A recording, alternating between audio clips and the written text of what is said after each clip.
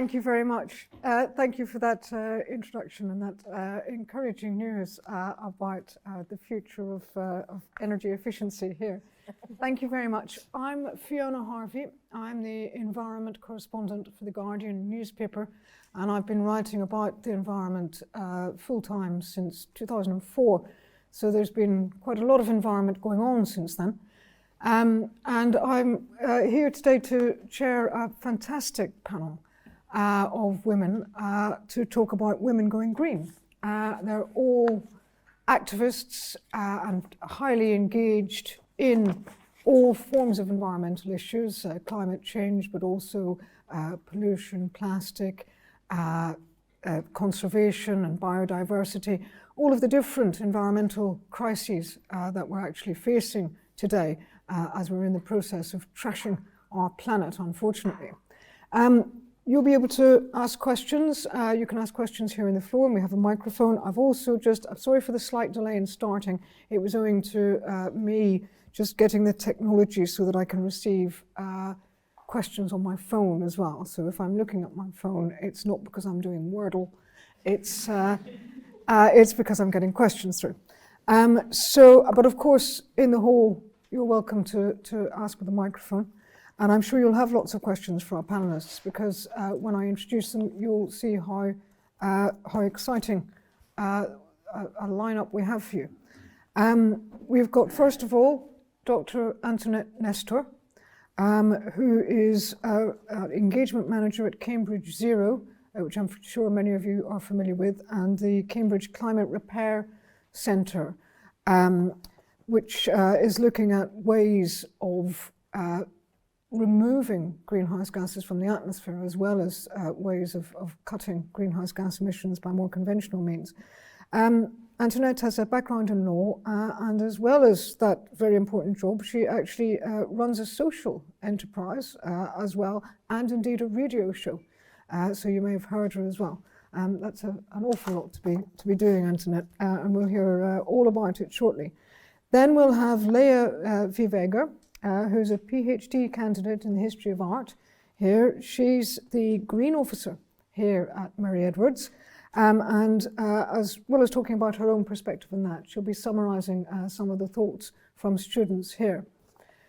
Third, we have Scarlett Westbrook, who is the youngest person in the world at 17 years old to have an A-level in government and politics. She has already helped to draft 2 parliamentary bills and contributed to several party manifestos.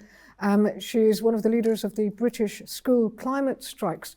And I've spoken to Scarlett before when I was writing about what's happening with climate education in the UK. So it's great to see you here in person. Finally, we have Patricia Zurita, who is the Chief Executive of Birdlife International. She has a distinguished academic background, which you can see on the leaflets here. I won't go into detail, but she's astonishingly the first woman from a developing country to chair an international conservation organization. So that's a great accolade. Thank you very much for joining us today, Patricia. Right, I'm going to start off our discussion by asking our panelists how they got into this environmental activism and how you think that women are important in taking this forward. Antoinette, you first. Thank you very much. Well, thank you very much as well for the invitation, and I'm deeply honored to be on this panel. Now, I first got into sort of environmentalism by accident. I have 3 boys, they're 4, 6, and 8, so plus everything I do, I'm also a mom. And we had this massive pile of toys lying around the house. And I thought, well, what can I do as a mother to teach my children of how we can help the planet? They were very little at the time, so I wanted something simple that they could understand the concept. So I asked a few moms around, and I said, well, why don't we start swapping toys? So we don't have to buy them, and then they get new toys. They get very excited about a new toy, no matter if it's new, in inverted commas, or old. So I started locally in 2018. just with a few mums, just to start swapping, basically just in a small room. And then Edington here, the development within the university is also sort of eco-friendly sustainability as its heart. So I started to do a toy swap there, got more people involved, and the whole, basically the whole swapping system started to get bigger and bigger and bigger. More parents were getting involved, more children were getting involved. They started to learn about the circular economy. So we added to the toy swap, we started to add repair cafes as well, so we could repair the toys, and also teaching children about the circular economy. We had a whole day about different aspects of what it meant, like for little children, something linear or something circular. So I became basically an environmentalist by accident. It was not my career path in a way, even though I had a background in community economic development laws. I've always been very interested within community and what's taking place. So out of that, that's how everything started. And subsequently, I started to work within I have a background a little bit in journalism as well. So I started to work with Cambridge Zero and the Centre for Climate Repair as an engagement manager and doing a lot of social media. So one thing basically has led into another. And first, the point, one of the main points I want in relation to make about International Women's Day is that March 8th is the International Women's Day, celebrated all over the world. And the focus this year is on gender equality today for a sustainable tomorrow. And basically, it recognizes the leadership role that women play, no matter at what age or where they are at, in relation to climate change adaptation and mitigation in order to create a more sustainable future. Now, how do we create a sustainable future when we don't have gender equality? As we've seen throughout the day about the power dynamics and perhaps systemic issue within it. So, and as you may or may not know, but women are disproportionately affected by climate change. And one of the main issues is because of poverty and a lack of access to education. So climate change not only affects our environment, but it affects everything that surrounds us. It exposes us to risks, which perhaps we not have previously experienced, like flood, droughts, crop failure, and it's within this risk and within these happenings where women are being more vulnerable to their environment. So reducing the risk of climate change disaster is necessary in order to plan for the future. Now, planning for the future is also taking part on the decision-making process. And that's when the environment, and especially climate mitigation, comes to the fore, but we're still very much lacking. For example, official figures by the UN Women indicate that globally gender equality in the highest position of government will take another 130 years. So, and then, for example, another number as well, research has shown that each year of education can increase the earning power of a woman by up to 20%. Like 1 year of education, 20%. I mean, the numbers are stark. And for example, in relation to financial inclusion, the World Economic Forum indicates that it will take another 200 years to achieve gender parity. So it's like we're still not a few years. It's basically we're centuries behind in a way. So we really need gender equality to make this sustainable tomorrow. Now, what does it look like? It depends on your perspective. Like, for example, for me, it means, for example, that my voice is represented. It means that I can have affordable childcare, where education and climate education is particularly accessible to all. So yeah, there's very different dynamics, and the list could really go on. Now, recently, I was lucky enough to be in Glasgow COP26. I attended, and the Glasgow Women Leadership Statement also came to the fore. And it basically calls all leaders, no matter what gender, working as part of government or civil society to increase and support women's and girls' climate change initiatives, both at the national and international level. So that's something else as well we can really do and see what is happening. I mean, it was a very small piece of news in a way in relation to the whole COP26 area. So that's something I really want to bring to the fore. And in relation to local example, I did mention how I became an environmentalist by accident, but there's so much happening at the ground level locally. the whole there's so many community groups, and most of them are led by women working, for example, as little as stopping food waste, creating, you have a very good group, Transition Cambridge as well, they're working, trying to get, for example, retrofitting. They're trying to get do a clothes swap in order to stop the fashion industry as well. So, as well, I wanted to bring something about education. For example, within climate repair, it's a lot of, if we're going to do the technical aspect of it, there's a lot of engineering taking place. Now, at the moment, 14.5% of engineers are women, and within that percentage, very little are actually doing this novel area of climate repair. So even there as well, we're lacking onto what we can do in relation to start repairing the climate. So I believe that we all want what is best for our children, and we want them to grow knowing that they're protected and their needs are being met, and we want their future to be a bright one. And taking care of a changing climate and ensuring women participation in decision-making is key. So that's my main message. Thank you. Thank you very much. Thank you. That's a great message. And we'll be able to discuss that in more detail later. I'm going to move on to you, Leia, and give us your perspective from here in Cambridge. Thank you, yes.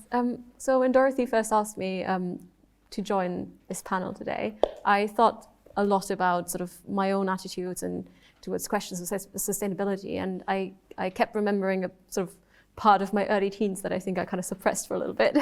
And it was a moment when my best friend and I decided basically that we were going to sail up the Amazon on a solar paneled boat and chain ourselves to every single tree that was being felled. And at the same time, we tried to campaign at our school for really basic things like using recyclable paper or having more sustainable food in the canteen. And we just ran into walls and were told that this was not something the school was interested in doing. The school administration was thoroughly annoyed with us.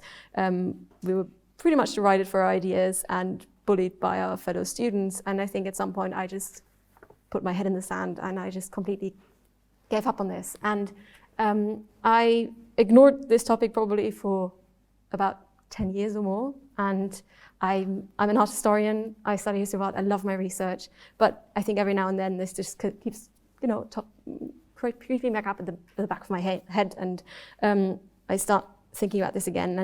And last year I started studying here at Medwards, and I moved into college accommodation. And it's this. I'm sure quite a few in the audience would have lived through this as well. But it's this incredible moment where you move into shared accommodation with women all over the world. Especially the postgraduate community is incredibly international. And you have all these women coming together for basically what is 9 months out of their lives, more or less. They come with their suitcases. I came with my 2 suitcases, moved in, and you're being faced with an empty kitchen, an empty room and everything, and you start buying all these basic things, cutlery, crockery, pots, pans, sheets, duvets, pot plants, posters, anything you can imagine.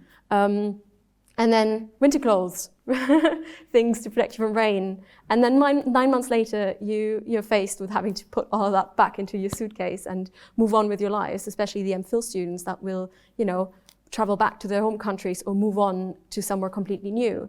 And I stayed quite long and later than others, and I just witnessed these piles and piles of clothing, of items that were used for 1 year and just left there. And I think that kind of amount of waste and this kind of mismanagement, because when I first wanted to arrive, I inquired what kind of items were available in the kitchens, and I was told there's nothing there.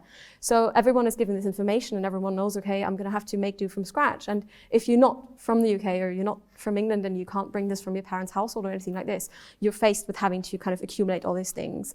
And I think that was the moment for me where I thought this could be really something that could be changed quite easily in a way. And for me, that was probably one of the main drives to try and run for Green Officer for this year.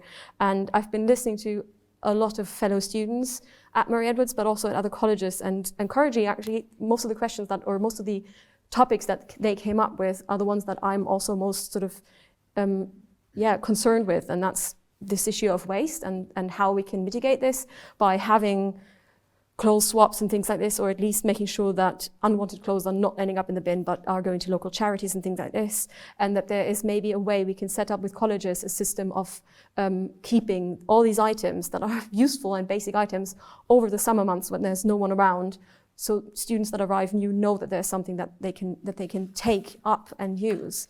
And I think this is something that other colleges are really invested in as well. And I think we're in a quite sort of unique moment when actually this is the most gratifying experience ever, because the university and the colleges are listening, not maybe to the extent that they could, but there is a definite sense that there's a possibility for change and for this happening.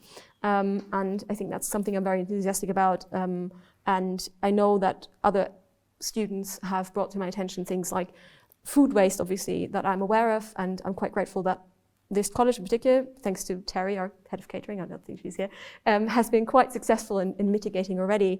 But I think especially our gardens, for example, are really, really beautiful and quite unique in Cambridge, and I think there are huge areas that could be improved there in terms of having them a bit more sort of insect-friendly and bee-friendly, and I think quite a few students are very enthusiastic about this. So I'm looking forward to finding out what we can change and how college can, help us make these kind of relatively small changes. But I think this is what makes me feel like I don't have to drown in hopelessness, but there are certain tiny things that we can do in our everyday lives. And so I'm excited to talk about that. Thanks. Thank you very much. That's very encouraging. And Scarlett, we're going to hear from you now. We often hear people talking in climate change about 2050. Now, some of us are going to be ancient by then, but you'll still be young then. Do you feel that the older generation, my generation, has let you down? I think that's a good question, and also quite a big one. In 2050, I'll be 46 years old. That's really young. When you said you started journalism in 2004, I kind of jumped up a bit because that's when I was born. So maybe I'll see it as younger then. But to me, I'm pursuing medicine. I'm starting a medicine degree next year. I'm taking a gap year because I'm having surgery. But by then, the career I want to pursue is humanitarian medicine, so working on the front line of natural disaster. And the reason I've chosen that career is because I'm aware of the scale of climate catastrophe that we're going to see. So now, like 30 years in advance, I've dedicated my life to a future disaster that could have been prevented, which is kind of apocalyptic to an extent.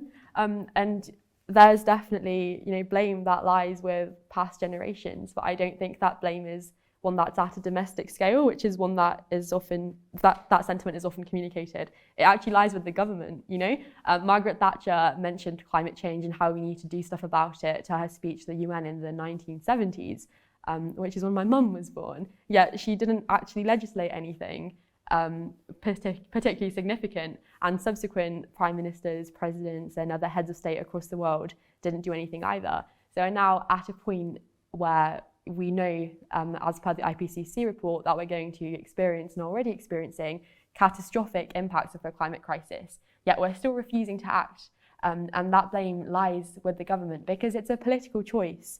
Climate action is a scientific necessity, and any decision to not do that is directly going against science, but it's also going against basic principles of justice, basic principles of governance. Politics, by definition, is the process by which conflict is resolved, and there is arguably no bigger conflict than the climate crisis. Yet, consistently, we see governments fail to deliver on that, fail to solve this conflict of natural disaster, of scarcity of resources driven by the climate crisis, and a lack of equity, because the climate crisis impacts everybody disproportionately. The way I got into climate activism was I grew up in central Birmingham, which is an area really heavily impacted by air pollution. I've had asthma for all of my life, and that's definitely because of the air pollution there. And I was also surrounded by quite a lot of poverty. In my primary school, I think it was something like 70% of students won free school meals. So I had from a young age this urge to fight against this injustice that was causing this. And then in year 5, so when I was 9, we had a homework which was to read the news. And that kind of changed my life, because when I read the news, it was 2014, so the year before the Paris Convention and the year before the general election. So the news was all about the Paris Convention. It was about climate change, climate justice, climate policy, and all of these different election candidates promising to save the world and save our lives if we voted for them. And that kind of set off this like weird catalyst to where we are now today, because I read those articles, manifestos, and I went to my parents, who both weren't in any political party themselves, and said, I'm going to door knock for 2 political parties because I like their climate policy. They looked at me like, no, you're not. And then after a lot of arguing, they said yes. So I then went around like my whole neighborhood, that's an American word, but you know, area even, knocking on people's doors, age 10, saying, please vote for Labour and the Green Party because their politicians seem like they'll do something about climate change. And everybody laughed at me, but Labour and the Greens did win in that area. So, and I was really frustrated. So when I was 12, I decided to do an A-level in government politics, as you do, specialising in climate policy. And with this, again, everybody laughed at me when I said I wanted to do it. When I went to my school and asked the head of exams if I could take the exam, she laughed at me. She didn't even say no. I was like, can I please do an A-level? She laughed. That was the end, which made me want to do it even more. So I did an A-level. I taught myself because my school did not want me to do it. So I went to W.H. Smith, bought the first textbook I could see. And I specialised in climate policy and education policy. And since then, I've written 2 parliamentary bills, one of which I pretty much solely wrote, the climate education bill. It's having its second reading on the 18th of March, so look out for that. And another is the Green New Deal bill, which I wrote a small section of, mainly focused on climate education, because with the climate crisis, there's so many different things that we need to work on. It's not just decarbonisation, that obviously that's a massive chunk of it. It's also about making sure that we build a world that's actually better. I think lots of people are put off from engaging with the climate crisis because they think it means we have to have life worse off almost. We all think we have to make sacrifices and it's going to be really depressing and dismal. But actually we can build back better. We can build more equitable social structures. We can tackle inequality. We can provide energy to other places, green energy that's clean and safe and efficient. And you know, great to use. We can actually make our lives better and happier. And part of that is education, and other parts, you know, that involves decarbonisation, more like technically stuff, construction, that sort of stuff. But I think we need to be more imaginative and be more bold. And we can't do that unless we include the people who are most impacted by the climate crisis in these discussions. So this International Women's Day discussion is especially important because women are 14 times more likely than men to die in the event of a natural disaster, which is an absolutely astonishing figure. And there are loads of reasons for this. One of them is that there's a lack of shelter or refuges for women. And when women are given these like small limited spots in refuges, they're also more likely to be exploited because, you know, you have to go and get firewood or water and all of these other necessities. And land is mostly owned by men throughout the world who are going to sexually traffic women who are trying to get, you know, these resources they need. Yet this isn't something anybody talks about. There's also the issue of women having to do more like domestic chores. So in countries throughout Africa and Asia, they're going to have to go and get water and essential resources to run their household. Yet because of climate change, because of natural disasters, those resources are increasingly scarce. So they're having to walk for longer and longer and longer. A vast majority of people in Western Africa have to walk for more than half an hour each way just to find safe water to drink. And that just shows just how bad this issue is. Because of course men are going, oops, sorry, the mic is weird. That's better. Yeah, so this just shows the enormous inequality that we have going on, whether that's a lack of safe shelter, a lack of education too. Women are less likely to go to school, to be taught, if a natural disaster happens, this is what you do. That doesn't happen. We're also not given like landowner rights, for example. Even though women are so heavily involved in agriculture, they don't actually own the land that they're working on, which means that when something happens, they don't have the money or resources to be able to work their way out of it or to even have somewhere to go. So I think that's why gender justice is climate justice. And we need to be more imaginative. We need to make sure women are in all of the decision-making tables and processes. And we need to make a world that doesn't just like put a bandage on this problem, but instead recognises that the foundations upon which we currently live aren't equitable, aren't good, and instead completely build something new that works for everybody, not just for rich men. Thank you. Thank you very much. And you've made some very important points there. And in fact, it reminds me rather of what Mary Robinson, the ex-president of Ireland and ex-Human Rights Commissioner, said once, which is that climate change is a man-made problem which falls most heavily on women, but which has a feminist solution. So yes, we have feminist solutions to environmental issues here. So finally, Patricia, if you could give us some of your perspective, please, because we've talked a lot about various environmental issues. Biodiversity is sometimes left out. Perhaps you could give us your perspective. Thank you. And thanks so much, Dorothy, and all of you guys for having me. First of all, allow me to say that our hearts and our solidarity are with the Ukrainian people right now. We cannot forget what is happening. We made a statement last weekend. For those of you who don't know what Birdlife International is, we are the largest partnership for nature conservation. We're a family of 115 organizations around the world. We have presence in more countries than any other international conservation organization in the planet. At this moment, and over the last 36 hours, we have been trying to mobilize two of the staff of the Birdlife partner in the Ukraine, the Ukraine Society for the Protection of Birds, women who lead scientific programs in that institution and who one has a 10-year-old boy and the other one has a 6-year-old boy, trying to get them to the border so we can help them in Poland with our Polish partner. And the reason why I wanted to start with this is precisely because what you just said, women don't have refugees. It's so hard for them to have a refuge. And while we are ready to help them as soon as they cross the border, right now we're just praying that they're going to be able to get to that border. For us who are an international conservation organization and who work in nature and who are very green, we normally don't take a political stand on these type of things because we remain neutral, because we want to be apolitical, because we want to stand above the politics, because we are saving nature.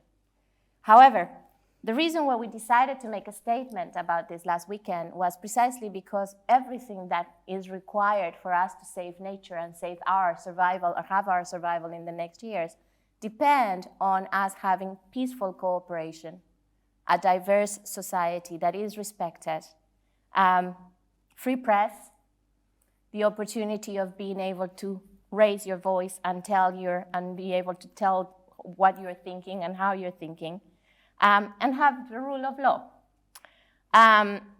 So if that is at risk, our opportunity to really save the rest of the planet is really difficult.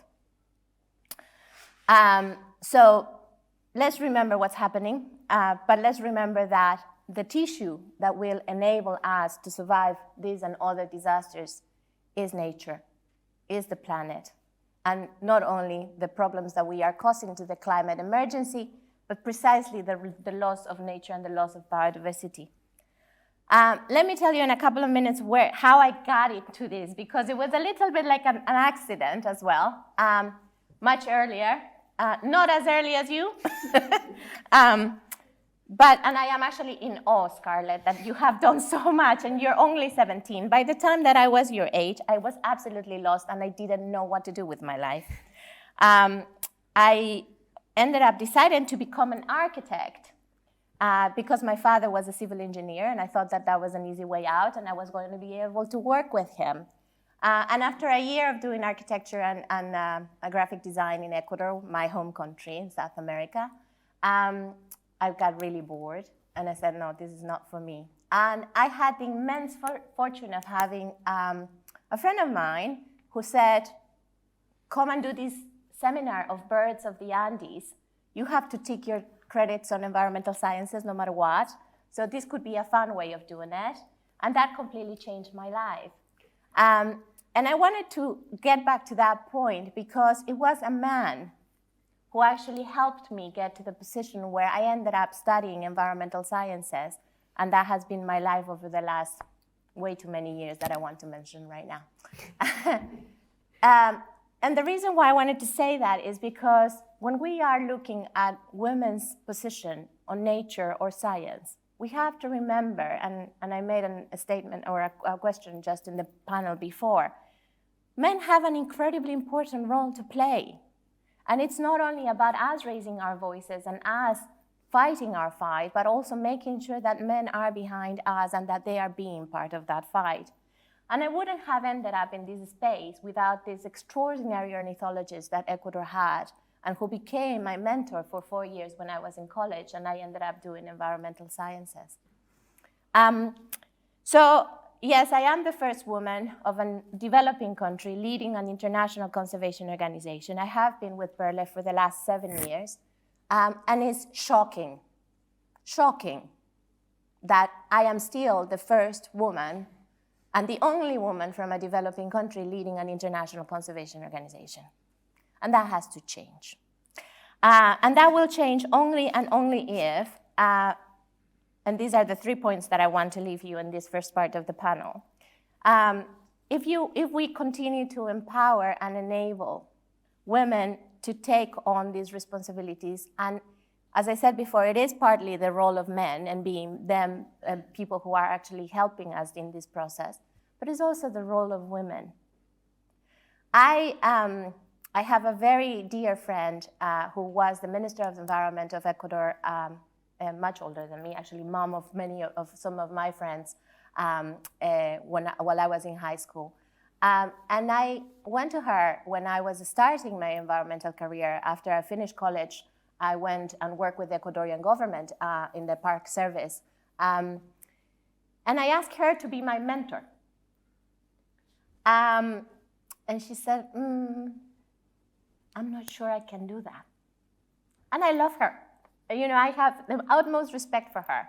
And I think there's an incredibly important role of women empowering and enabling and mentoring women who can become leaders of the conservation movement or any movement for that matter in the future. So first message, we have a responsibility for empowering and enabling women, as well as making sure that men are there to support us and to enable us to become leaders. Second, I was a little bit taken aback by the title of the panel, I have to say. I don't think women are moving into green. I think women have been green, always.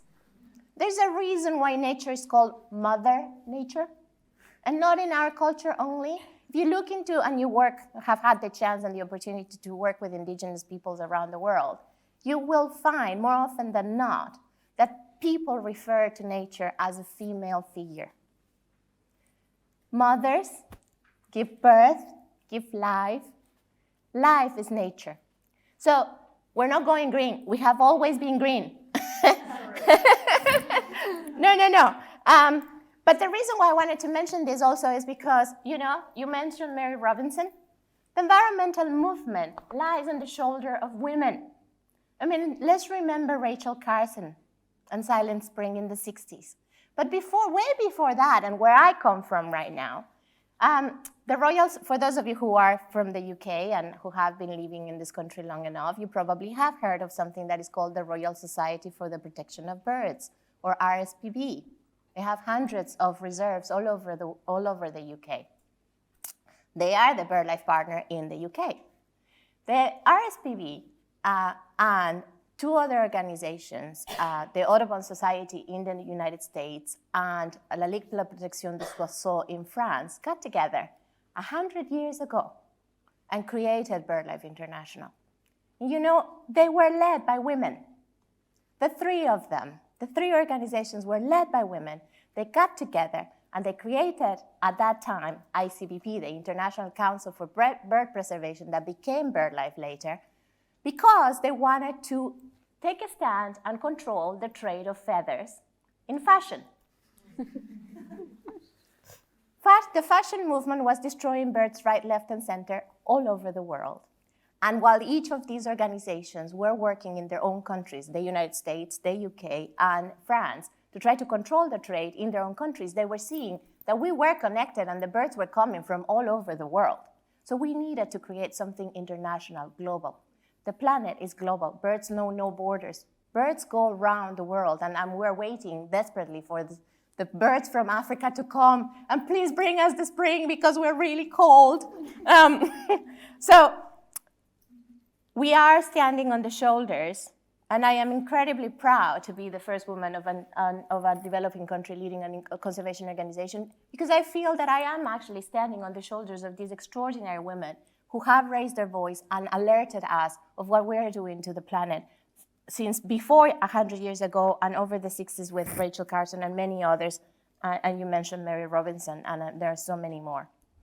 The last thing that I wanted to say is that unfortunately, nature tends to be the forgotten crisis.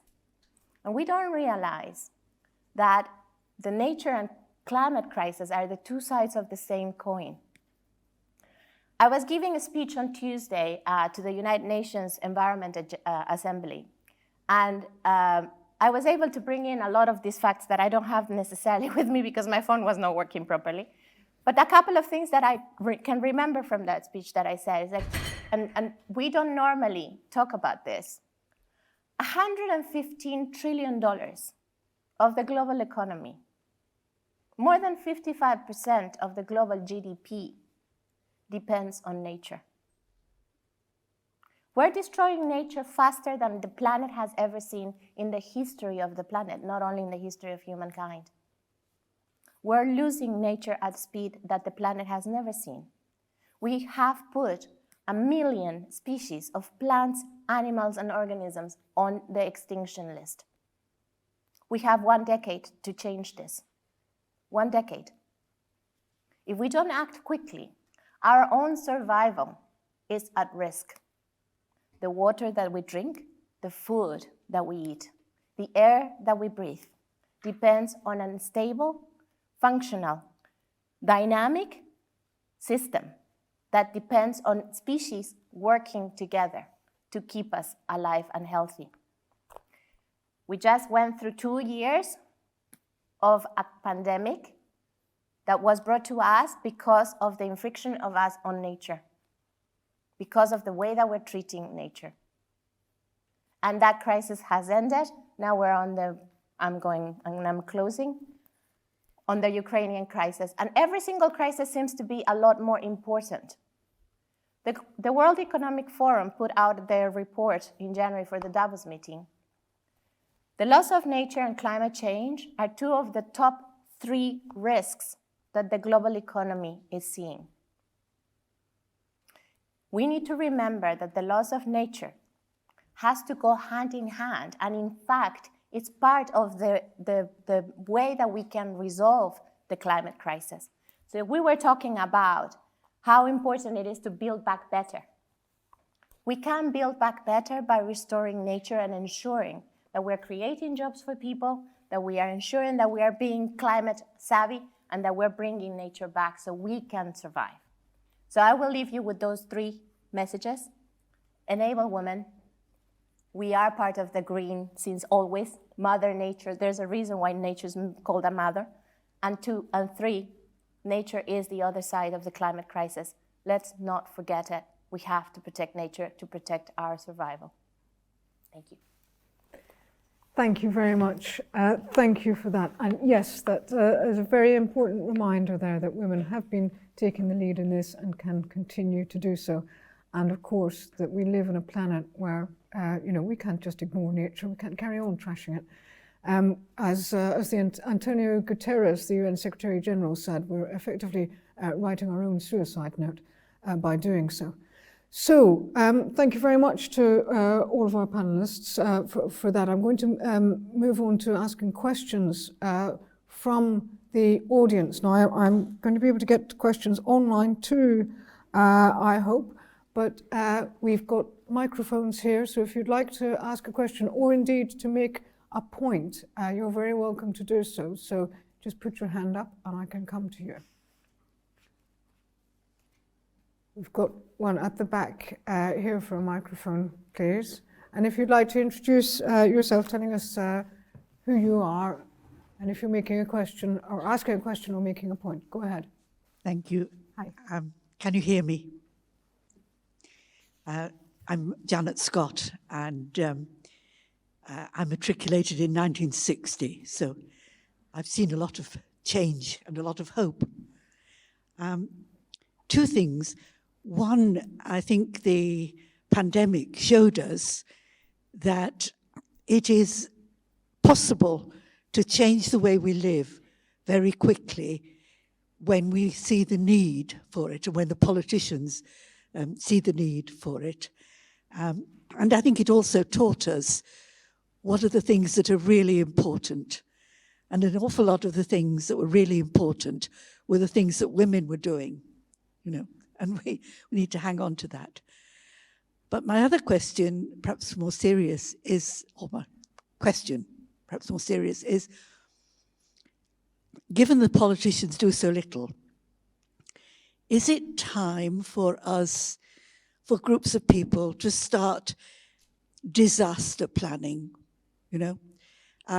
When the seas rise, what are we going to do? What are we going to do before the seas rise to decide which areas of coast we protect and which communities we move? How are we going to move them? What food are we going to eat? What level of population can we support? It's time that, if the politicians don't do it, that the civilians, the citizens got together and really discussed how we see ourselves coping with what is going to come. It won't affect me, very likely, but it will affect my children and my grandchildren, and I hope my great-grandchildren. I mean, I hope it won't affect them, but I hope to have great-grandchildren who will live. So, yeah, perhaps that's it. Can we plan? And perhaps actually disaster planning might prevent the disasters, or prevent some of them. Disaster planning, thank you very much for that. I'll ask our panelists to respond to that in a moment. Would you like, anyone else like to ask a question here? We've got one here. Microphone, please. Thank you. I graduated in 1986 with a degree in history. I read somewhere that some Western leaders find it easier to imagine the end of the planet than the end of capitalism. Would the panel like to give us our thoughts on the intersection of capitalism and the environmental need for change? Thank you very much. The end of the planet and the end of capitalism, which will come first. Could we have a microphone up here, please? Don't really know how to follow that, but I've got a statement and a question. Firstly, I completely agree. I'm an engineer, and I agree that women aren't represented in engineering in any meaningful way. And I think that needs to change. And there's an open question about how that happens in terms of wider STEM subjects. And I also would like to ask the question about, where do you see the role of nuclear power in this discussion? Because I know it's very controversial in terms of how green is nuclear power. Does it count? Does it not count? And I was just after some opinions, really. Okay, thank you. Thank you very much. Any other questions for now? I'll put these to our panelists. Oh, we've got one here. Excuse me, sorry, I didn't mean to leave you out. Hi, excuse me. I'm sorry this is a bit of a dark question, but I was just wondering the panel's opinion about whether you think this is, or how you think the world is going to look in a couple of generations' time, whether this is something we can get back from, or whether we should be advising our children not to have children, maybe. Advising our children not to have children. I think some people are already making that decision from what we hear.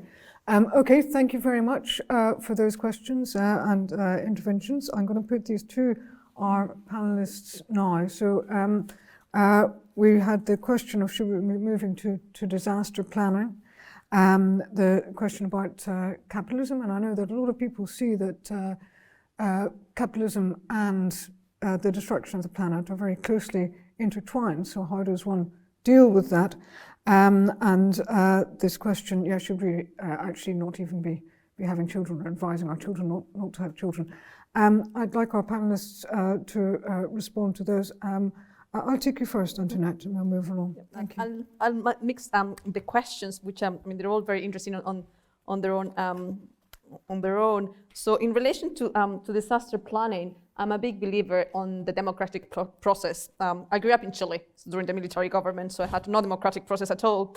And yes, I think that local representative. If you go to the very, very heart of local communities, that's where the main power lies. It's only, I think, through the grassroots levels that we can really scale things up. And then on the previous session as well, we also had the power of actually becoming, I can think of the word now, that we can steer things up, we can make things happen.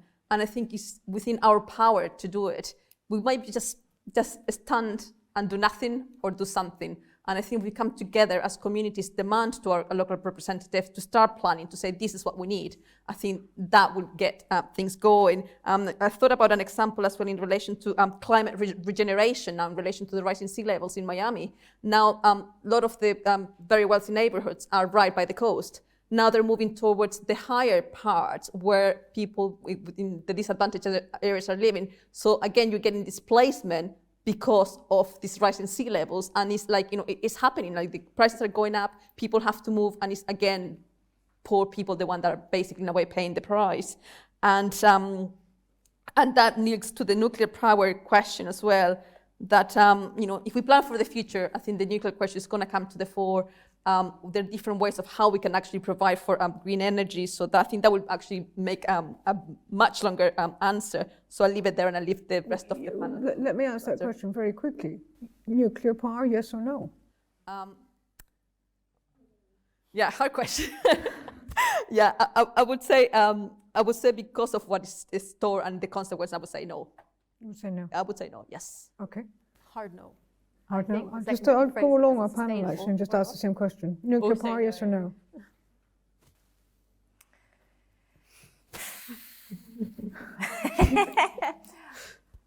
I think the first thing that we have to think is about energy, consuming less energy. That has to be the top of the discussion, and then we have to look into a mix of energy production that is sustainable, and nuclear does have a place in that. I wouldn't go full steam on nuclear, but I would say it does have a possibility of you're a kind of yes with qualifications. Correct. Yeah. Okay. Thank you. Okay, I'll go back to our suite of questions and carry on. Leia, how would you like to respond to our audience? I found the idea of sort of disaster planning and the question whether that can actually prevent the disaster possibly in the first place quite interesting. And I think that is touching on, food, the food that we eat, where does it come from, and being part of that kind of international community that you find in this college. I think it's quite interesting because obviously people come from different areas in the world, having different food available to them, and it being sort of natural to have that. And it kind of makes you very aware of what is grown locally here and what, especially in the winter months, is available to you as food. And it is quite limited, and it's a lot of pork going around. So if you're vegetarian or vegan, you're left with a range of vegetables. And I think, but being aware of this and increasing awareness of where our food comes from now and the kind of cost or the kind of toll it has on the environment to bring our beloved avocados here, I think that's an important step. And we might one day have to live without them. So maybe you should just kind of start now and think about alternatives now rather than it being too late at some point. And I think the same goes probably for the capitalism question and the clothing industry and things like this. And I think there is a huge push in certain countries and in certain environments to go, for a charity shop rather than to Zara and H&M. And I think it's a matter of increasing awareness and widening that. Thank you. And would you be advising people not to have children? I don't think that's my place or anyone's place. I think that's a very personal Fair decision enough. made. Scarlett, I'll let you respond. I'm going to try and attack all of the questions in the same answer. So with the first question, I think we need to stop thinking of the climate crisis as like a clear-cut line where it starts and ends, if that makes sense. We're not going to like suddenly all die. That's not how this works. The climate crisis is already here. It's already impacting people. People have already been completely displaced and passed away and injured and all of these things. Yet they continue to survive. And the way they do that is by coming together to like build community structures and carry on and fight and live. And the way we like learn from that is that we need to do the same here. And that is things like mutual aid groups. When COVID happened, you know, people on the same road offering to deliver groceries to their neighbours who were sheltering or isolating. That's an example of community care, you know, like we're looking after each other. Another example is things like donating to food banks. We're talking about food insecurity here. Food insecurity is already impacting people in the UK right now. 4.5 million children are in poverty. That figure is much higher for adults. I think we need to stop framing this as like a hypothetical and instead realise that this is happening now, and yet somehow we're still here. And you know, one of the reasons we're still here is because we obviously have immense privilege, both geographical and financial and like circumstantial from living where we do. But another is because we have each other. And I know that sounds like really cliche, but actually the biggest like power that we have comes from each other. And I also think that we need to not frame this as an individual thing. Leading on to the capitalism question, 100 companies are responsible for 71% of carbon emissions, and thousands of governments are responsible for the carbon expenditure we have right now. This is a structural problem, and we're the people who elect them. If we all unite on this joint cause of wanting climate justice, we can actually kick them out of their seats. They're accountable to us. So I think my answers to the first question is we need to build community structures. We don't need to disaster plan, though through building those structures we are disaster planning because we're looking out for each other regardless of what the context is. Capitalism is definitely responsible for the climate crisis. I'm from the West Midlands, you can tell in the accent, which is the birthplace of industrialisation. We're kind of the reason this whole thing happened in the first place. No pressure. And that industrialisation and the capitalism is because we took far more than our fair share, put a really big price on it and then sold it to others, and also engaged in colonialism where we stole resources from countries which are now developing because we literally took everything from them, and then sold it at a high price to make ourselves richer and keep overconsuming. The whole root of the climate crisis is overconsumption. The world has enough resources for everyone. It's just that some people are taking way more than their fair share, and that's not expropriated because the people in power are also the people who are taking more than their fair share. And I think that leads on to the question about should we have children or not? I don't know if I want to have kids because I don't even know when my A-level exams are. Can't remember the date. But I think the climate crisis has already taken so much away from us. I don't think it should take away our autonomy and our opportunity for joy. If you want to have kids, have kids. The problem isn't that we don't have enough resources, it's that people are stealing them and taking more than their fair share. So instead of if you really want kids, do it and fight against the people who are taking what's yours and what's everybody else's, because that spread isn't fair. I just need to check my notes for the last question. 1 second. How do we change things? People power. Democracy by definition means people power. We have so much power. Even coming here today, we're sharing knowledge, we're sharing skills, and we can do more of that too. If we all came together and tried to change things, we'd be in a much better place than we are now, and we have so much more power than we're perhaps led to believe. I think most people in school learnt about the carbon footprint, having to tally up how much carbon you spent walking to school. That's what I did in primary school. That idea was popularised by BP, one of the biggest emitters. Wonder why they do that. Maybe it's to shift the blame off themselves and onto us so that we feel really guilty and don't do anything. We need to go against that. We need to recognise the fact that we're kind of being tricked here and recognise the collective power that we have and utilise it for the better. Thank you. Thank you for that. And if I might just we've got 10 years to halve greenhouse gas emissions according to the Intergovernmental Panel on Climate Change if we want to stay within 1.5 degrees of global heating. and net zero must be reached by 2050. Do we have time to overthrow capitalism before we save the planet? Do we have time? I think, yes, why not?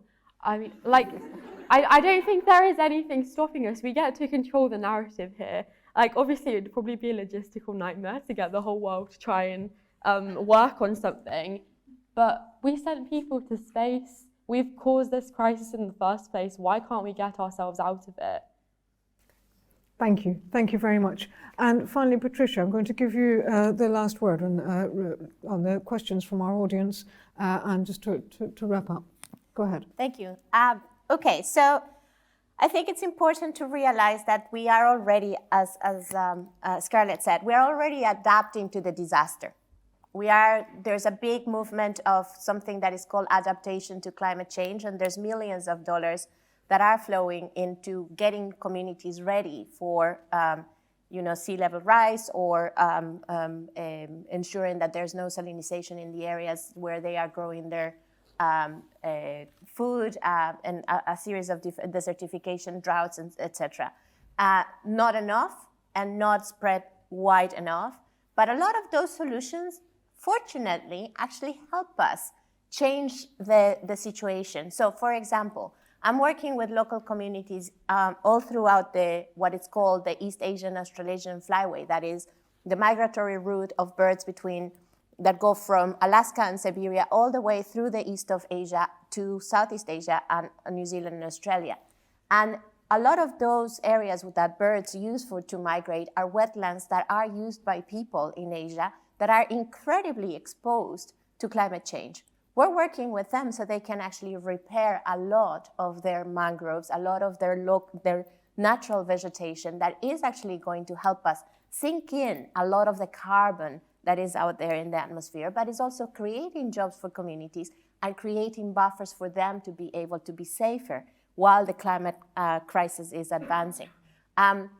So I think there's an element of adaptation that we are having right now that is not as fast as it should be, and we should, first of all, push the brakes on our consumption so we can reduce the amount of carbon that is going into the atmosphere while we are preparing all of these communities. And, community development, community leadership, empowering local communities to be part of the change is the way forward.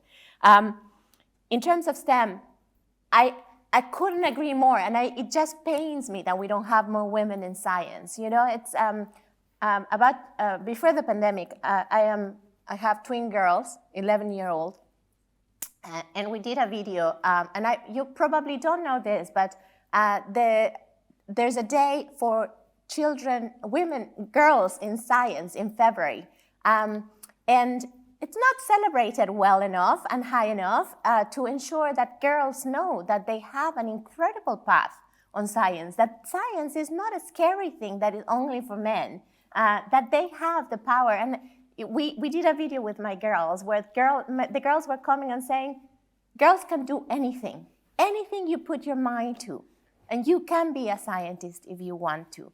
And we do need to keep on pushing that message. It's not happening enough. We have to open up the opportunities.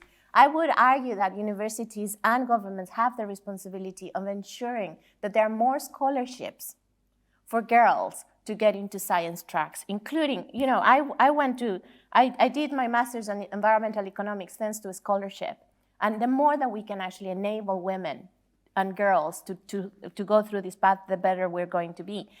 So moving into the capitalism question, I think the problem is that we have had a very selective capitalism system. We are not pricing the avocados properly. If we're bringing them from South Africa, or if we're bringing them from Mexico, or if we're bringing them from Spain, the price that we're paying for those avocados are not internalizing the environmental cost of bringing them. So we have a very accommodated and accommodating capitalism system that has to change to integrate the true price of nature loss, the true price of climate change. And then we will be starting to make real decisions because it will be hitting our pocket. So yes, kill the accommodated version of capitalism. Bring in the true price and the true value of nature into the way that we are managing our economy. And to end, I couldn't be in this job if I wouldn't have hope. I truly believe in, maybe not on common sense. I was going to say I truly believe in common sense. I don't know. I don't think I believe in common sense because it's not that common. But I truly believe that we as human beings have the capacity to change things. And I have seen extraordinary changes. You know, just going through again, sorry to bring this back, but the Ukrainian crisis. And how many of us have been involved in sending stuff to the Polish people who are so amazingly welcoming all of these refugees from the Ukraine? The humankind is has solidarity in its nature. We are a community that will change. We just need to figure out how to move those levers, you know? And I think there are a lot of changes that have to happen in terms of policy and governments. I mean, right now, probably you're not aware of this, but most of the subsidies that are being given to grow our food, most of those subsidies are destroying nature. If we were just to change a percentage of those subsidies into enticing nature to be protected, the money is on the table. It's not additional money. And we could be doing it like this. It's just political will. So I think there's an element of hope that we have to have on humankind, because the more that we can alert and make people aware that we are destroying, we are writing our suicidal note, as the Secretary General of the UN said. But if we can act, we will be able to change things very, very quickly. So yes, have children. We need them. Thank you. Thank you very much. Thank you to all our panelists for that, and thank you for those excellent questions and contributions that you've made. Thank you very much to Murray Edwards for holding this. And there you go. I think that was a fantastic panel there. I'm sometimes asked, you know, if being an environment correspondent isn't a very depressing job, and hearing women like this talk about hope and about the changes that we can make, this shows why it's not a depressing job. Thank you very much. Thank you.